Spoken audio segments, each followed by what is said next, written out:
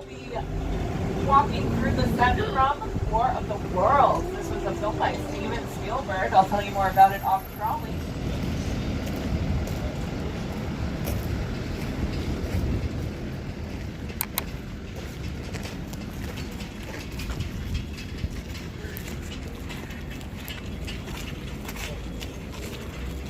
Alright folks, so before we get to the main attraction, I'm going to point out across the street thing. They did something which is called go on location, and that means that they go and film where the story actually takes place.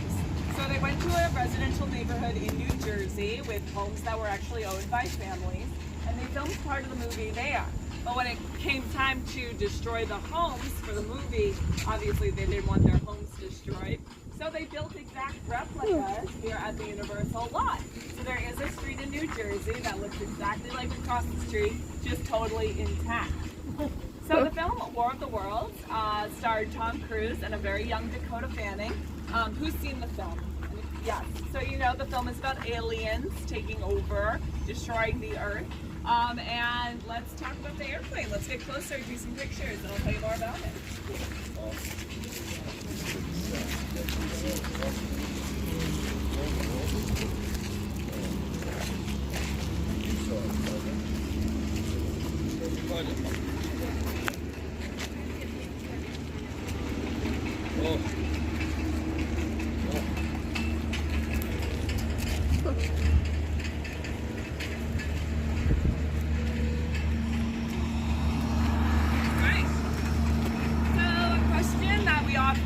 Here is, well, this plane looks really realistic. What is it made out of? And the answer is an airplane.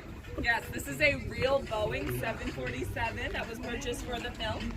Airplanes can only fly a certain amount of miles before they're forced into retirement. So even though this plane was still functioning perfectly fine, it was forced to retire and was staying in the desert at an airplane graveyard. So they purchased it for the film for $60,000.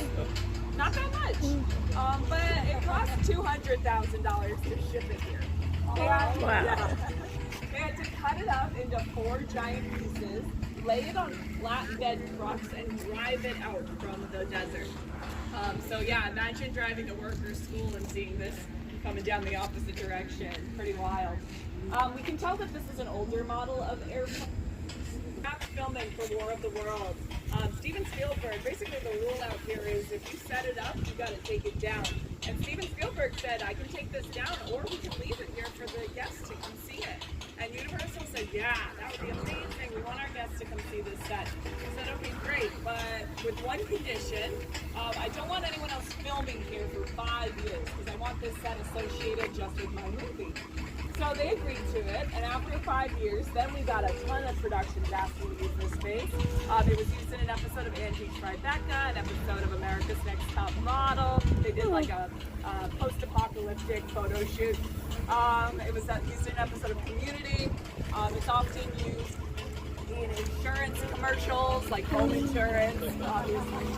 And this space, one of my favorites, is they use this space to train rescue dogs.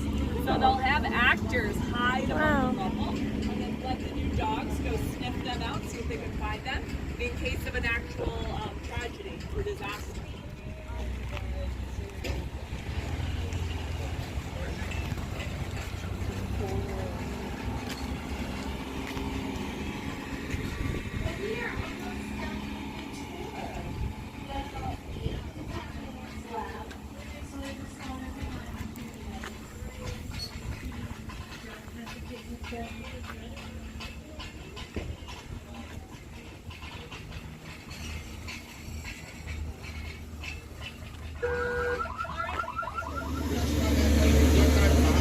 About 60 grand. Not a bad price for a plane when you think about it. It cost them 200 grand just to get it here. So when they were bringing over the tail end, they had to take off the fin on top because that wasn't fitting under the overpasses. And when they brought it back, you may notice they put it on upside down. But they were like, you know what, who's going to notice? It's going to take so much time and money to switch it. We're just going to leave it. Again, if the camera doesn't find it, we don't spend time or money. And Steven Spielberg really, I mean, he's such a talented director, but he really has a talent for working with children. Because when they were filming that, he didn't let Dakota Fanning see the crash site until he yelled action. So when she was called from her trailer for her scene, they had her in a blindfold. And then the first time she saw the War of the Worlds set was after director Steven Spielberg yelled action. So the reaction that they got from her was genuine. And that's how she looked so petrified.